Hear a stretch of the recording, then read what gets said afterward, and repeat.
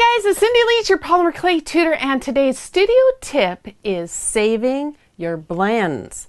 Now, if you've ever done a project like these sweet pea earrings where you've made a blend and you've cut out the pieces from it, your left over strips can look like this. And what a lot of people do is just ball them all up and use them for scrap. Well, you don't need to do that. You can actually salvage this blend.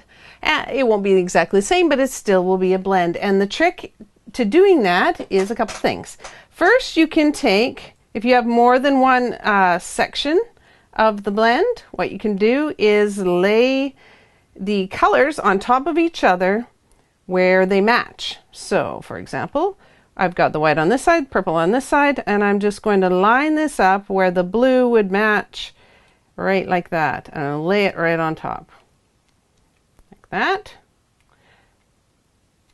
Then what we can do is we can just fold this up,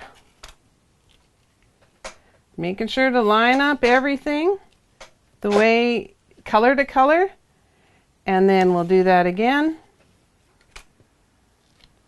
Let's fold this up color to color. Now there's going to be a little bit of some missing color in the middle here, but that's not going to be too much of a problem.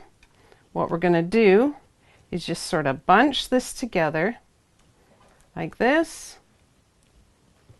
flatten it out with the roller, and run it through the pass machine a few more times. And let's do this at the thickest setting.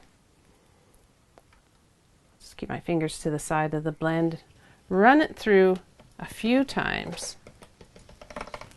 And as you can see, we're starting to save that blend. So you don't need to just ball it all up. You can get a pretty good blend just by gathering it up together in a neater way. Now, if you want another way to save your blends or any of your veneers or sheets and things like that. Say you're done with the project for the day, you don't want to make any more earrings, but you still have a lovely piece of blend that you want to save for another day. Well, this idea actually came from Carolyn Good from Two Good Claymates, and I think there's several other people that have done it as well. And what this is I've got a binder here where I've filled it up with plastic sheets. They're the protector sheets. I'll move this out of the way a bit so you can see it better.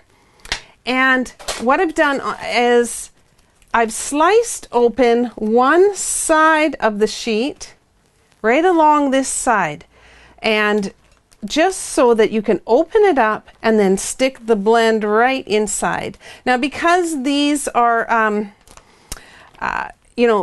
acid free and stuff, and this is the heavy duty kind.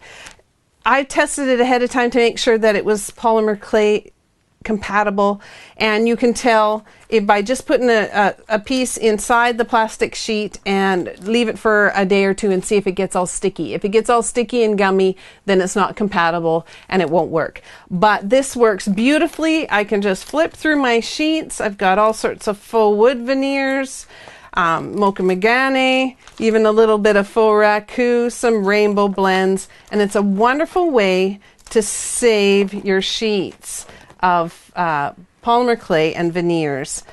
Don't use these ones that are the frosty kind. There's sort of a frosted look to this sheet. I haven't found them to be compatible. Just the nice, clear, heavy-duty ones will work beautifully. Okay? So I hope you enjoyed that, and instead of just balling up your blends or scraps, you can use them again in a nice way. So I'll see you next time, and bye for now.